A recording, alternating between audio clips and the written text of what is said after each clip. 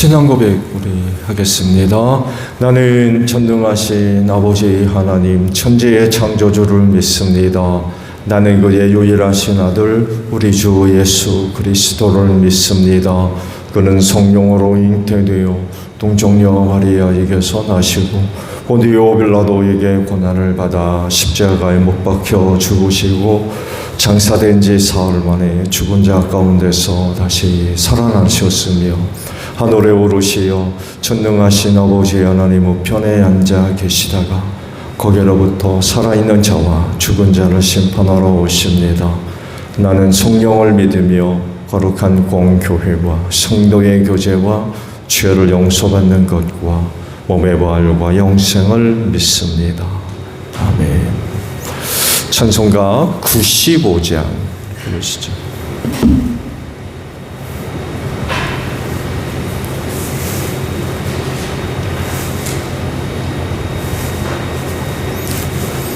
찬송가 95장입니다.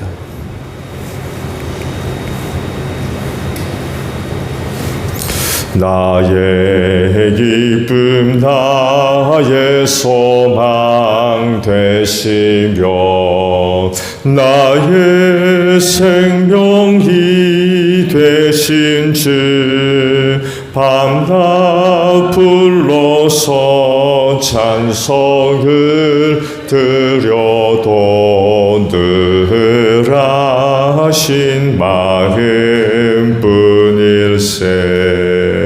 나의 사모하는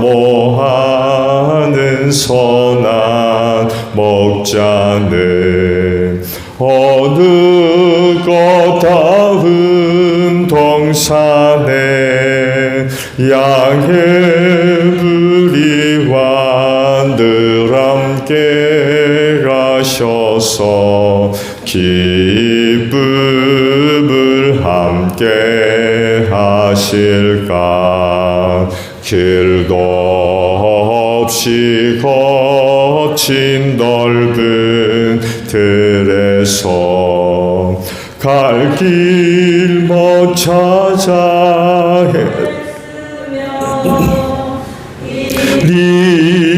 이저리로 헤매는 내 모양 저 원수처럼 하도다. 주의 자비롭고 화평한 얼굴 모든 천사도 반기며 주의 놀라운 진리의 말씀에 천지가 화답하도다. 나의 진정 사모하는 예수님 음성조차도 반갑고 나의 생명과 나의 참 소망은 오직 주 예수뿐일세. 아멘. 여호수아 20장이에요. 여호수아 20장의 말씀을 봅니다. 주님께서 여호수아에게 말씀하셨다. 너는 이스라엘 자손에게 이렇게 일러라. 내가 모세를 시켜 너희에게 말한 도피성을 지정하여 고의가 아니라 실수로 사람을 죽인 사람을 그곳으로 피하게 하여라. 그곳은 죽은 사람에 대한 복수를 하려는 사람을 피하는 곳이 될 것이다. 살인자는 이 성읍들 가운데 한 곳으로 가서 그 성문 어귀에 서서 그 성의 장로들에게 자신이 저지른 사고를 설명하여야 한다. 그러면 그들은 그를 성 안으로 받아들이고 그가 있을 곳을 마련해 주어 함께 살도록 해야 한다. 죽은 사람에 대한 복수를 하려는 사람이 뒤쫓아온다 할지라도 그 사람의 손에 살인자를 넘겨주어서는 안 된다. 그가 전부터 그의 이웃을 미워한 것이 아니고 실수로 그를 죽였기 때문이다. 그 살인자는 그 성읍에 머물러 살다가 회중 앞에 서서 재판을 받은 다음 그 당시에 대제사장이 죽은 뒤에야 자기의 성읍, 곧 자기가 도망 나왔던 성읍이 있는 자기 집으로 돌아갈 수 있다. 그래서 그들은 요단강 서쪽 지역에는 납달리 산간 지방에 있는 갈릴리의 게데스와 에브라임 산간 지방의 세겜과 유다 산간 지방의 기럇 아르바 곧 헤르본을 도피성으로 구별하여 지정하였다. 또 여리고 동쪽 요단강 동쪽 지역에서는 르벤 지파의 평지 광야에 있는 베셀과 갓 지파의 길르앗 라못과 므낫세 지파의 바산 골란을 도피성으로 구별하여 지정하였다. 이 성읍들이 이스라엘의 모든 자손이나 그들 가운데 살고 있는 외국인 가운데서 누구든지 실수로 사람을 죽였을 때에 그곳으로 피하여 회중 앞에 설 때까지 죽은 사람에 대한 복수를 하려는 사람의 손에 죽지 않도록 하려고 구별하여 지정한 도피성이다. 아멘. 오늘 아침에는요 3절의 말씀에 상반절에 있는 말씀을 함께 나눕니다. 고의가 아니라 실수로 사람을 죽인 사람을 그곳으로 피하게 하여라 라는 말씀입니다. 도피성에 관련된 그런 말씀들이죠. 모세를 통해서 이 도피성을 만들라고 말씀을 하셨죠. 민수기 35장하고 신명기 19장에 이 도피성과 관련된 말씀을 모세에게 하셨습니다. 그리고 이 도피성이 여호수아 시대에 이르러서 이제 이루어지게 된 거죠. 말씀을 보셨듯이 모두 6지역의 도피성을 지정을 했고 각 지역에서 그 도피성으로 피하는 데 있어서 가장 쉬운 곳 그곳을 지정을 합니다. 어느 지역에 있든지 그 도피성으로 피하는데 어려움이 없는 그런 곳을 지정합니다. 사람을 보호하기 위해서 도피성을 지정하라고 그랬는데 그 도피성이 어려운 곳에 가기 어렵고 힘든 곳에 있다고 그러면 문제가 있죠. 6지역을 설정하는 데 있어서 가장 쉬운 곳, 도달하기 가장 가깝고 편리한 곳에 도피성을 지정을 하게 됩니다. 말씀에도 기록되어 있듯이 하나님께서 그 도피성을 지정하라고 하신 이유는 보복살인으로부터 보호하기 위해서 이제 만들어 놓은 거죠. 의도적이 아닌 실수로 인하여서 사람을 죽이게 된 그 사람을 보호하기 위해서 도피성을 만들라고 한 거죠. 이건 또한 유대 그 사회의 질서와 또 안정을 찾고 또 세우려고 하는 의도이기도 하죠. 만약에 이 도피성이 지정되지 않는다 그러면 유대 사회는 아마 큰 혼란에 빠질 수밖에 없을 겁니다. 서로 죽고 죽이고 하는 일들이 반복적으로 계속 일어날 수밖에 없는 그런 일들이 벌어질 수밖에 없으니까 이 도피성을 지정한다는 것은 그런 일들로부터 유대 사회를 보호하고 지키려고 하는 그런 그 모습들을 또한 발견하게 되죠. 만약에 이런 것들이 지켜지지 않는다고 그러면은 굉장히 큰 혼란에 빠지게 될 겁니다. 하나님께서 그 보복법을 제정을 하셨죠. 눈에는 눈, 이는 이, 이 보복법에 관한 그런 그 말씀을 하나님께서 지정을 하셨어요. 의도가 뭐예요? 의도가 왜 하나님께서 그 보복법에 관한 말씀을 지정하신 걸까요? 또 다른 사람을 소중하게 여기라는 그런 의도입니다. 나 이외에 다른 사람을 소중하게 여기는, 함부로 대하지 말라는 거죠.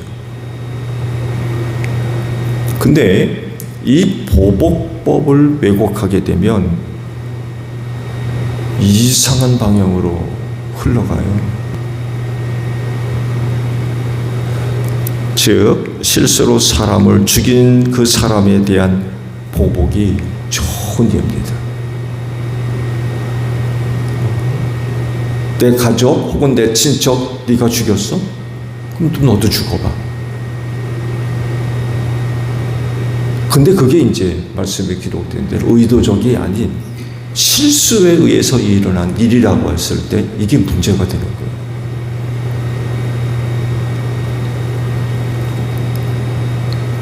율법에 이렇게 제정됐으니까 너도 죽어야 돼. 이게 하나님의 의도인가요? 보복법을 만들어 놓으신 의도가 이렇게 되라고 보복법을 만들어 놓은 거냐는 거예요. 이게 아마 왜곡된 가장 좋은 예가 될 겁니다. 눈에는 눈, 이는 이.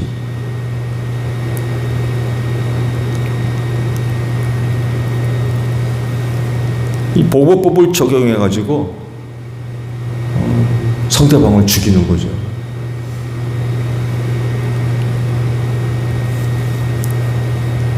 실수로 사람을 죽인 것을 아는데도 불구하고 이 보복법을 근거로 해가지고 그 사람을 죽이려 하는 것은 사실 합당화될 수가 없죠.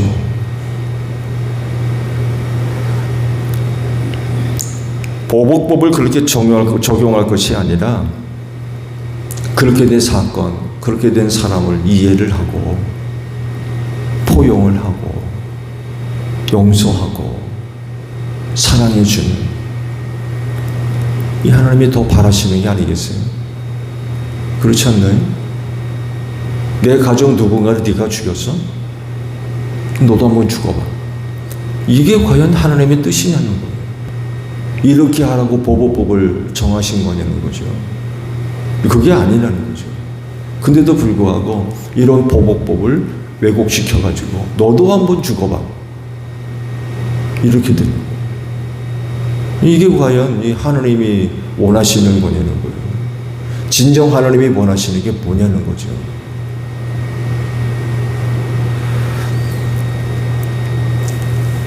충분히 실수가 용납이 되고 이해가 되고 포용이 되고 그래서 덮어주고 용서가 되고 그런 그를 사랑하는 그런 그 모습들, 만약에 이렇게 된다고 그러면 도피성은 필요하지 않습니다. 사실은 그렇지 않나요?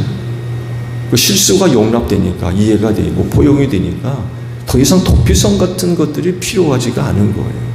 근데 그럼에도 불구하고 도피성이 만들어진 이유는 그렇지 않은 경우들이 일어난다는 거예요. 왜? 사람이 약해요. 사람이 도피성을 필요치 않는 그런 사람들만 있는 게 아니라 그렇지 않은 사람들이 있다는 거예요. 악해서 그래요. 사람 마음 악해가지고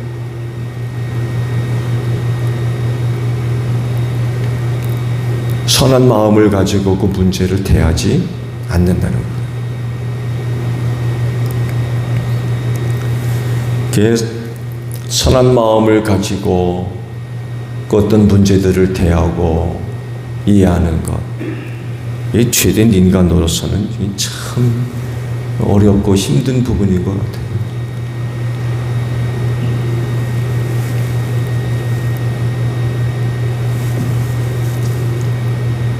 혹시 우리도 그렇습니까? 너도 한번 당해봐라. 내가 당한 만큼 너도 한번 당해봐라. 어떻게 생각하세요?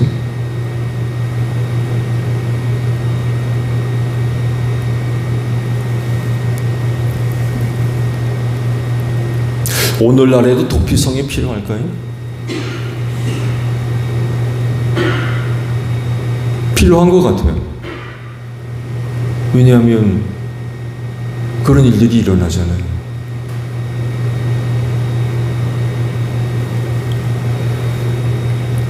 그러면 만약에 그 도피성이 필요하다고 하면 어디다가 만들면 되겠어요? 도피성.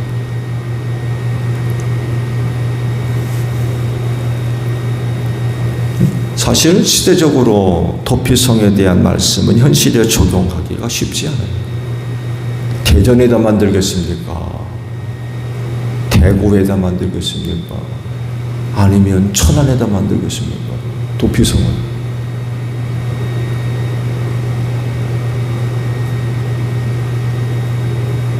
우리나라 한가운데 대전쯤이면 되겠어요?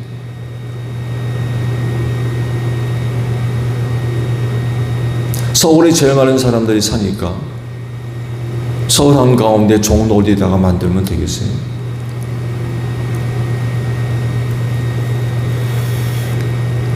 현실적으로 이 말씀이 적용되어져서 뭔가를 만들어 놓는다는 건 시대적으로 참 어렵죠.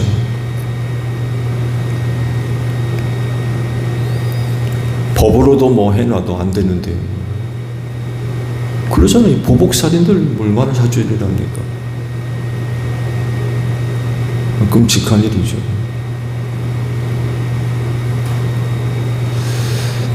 그럼에도 불구하고 오늘날 이 시대에도 하나님의 그와 같은 뜻이 또 이루어지는 일들은 필요하죠. 그렇죠? 필요합니다. 어떻게 그 도피성을 만들 거예요? 이 도피성에 대한 이해를 우리가 영적으로 접근해야 할 필요가 있는 것 같아요. 그래야 그게 가능한 것 같아요. 물리적으로 어딘가를 만들어 놓는 그런 내용이 아니라 이 부분에 대한 영적 이해를 하게 될 때에 그 문제가 비로소 해결될 수가 있을 것 같아요. 그건 다른 게 아니라 도피성은 바로 예수님이라는 거죠. 왜냐하면 예수 안에서 모든 죄가 사함받기 때문에 그렇습니다. 죄의 문제가 해결되기 때문에. 모든 죄의 문제가 예수 안에서 해결된다고 하면 죄도 용서되면 실수가 용납이 안 될까요?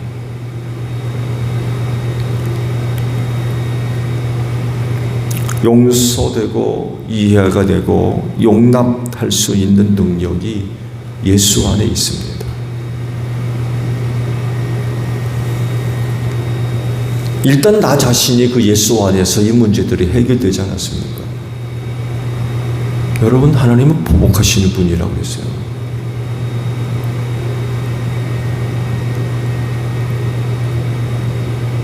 하나님의 보복을 누가 피할 수 있습니까?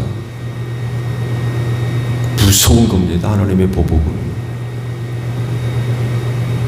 당연히 하나님의 보복은 죄에 관련된 거죠.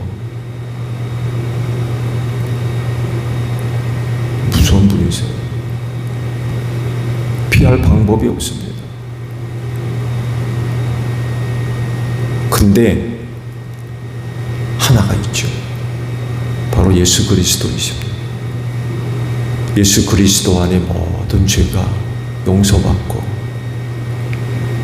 그분 안에서의 모든 실수와 잘못들이 이해가 되고 용납이 되고 포용이 되고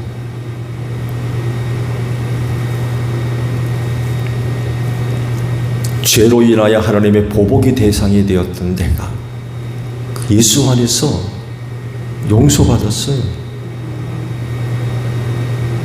용납이 되고 이해가 되고 덮어지고 지워지고 해결되고. 그렇다고 하면 다른 사람까지도 그 예수 안에서 그런 그 은혜의 내용들이 적용되어져야 되지 않을까요? 나는 정말 갚을 수 없는 그런 하나님의 은혜와 사랑을 받았는데 또 다른 사람에 대해서는 전혀 그런 것들이 이루어지지 않는다 그러면 그 용서받은 그 비유의 말씀도 기록되어 있잖아요. 탕감받은 사람이 자기에게 빚진 사람 만나니까 다 갚으라고 옥에 가든 조건이 없는 일이죠. 나는 용서받고 얼마도 빚지 않은 사람 만나니까 그 갚으라고 옥에다 가두는 정말 조건이 없는 거죠.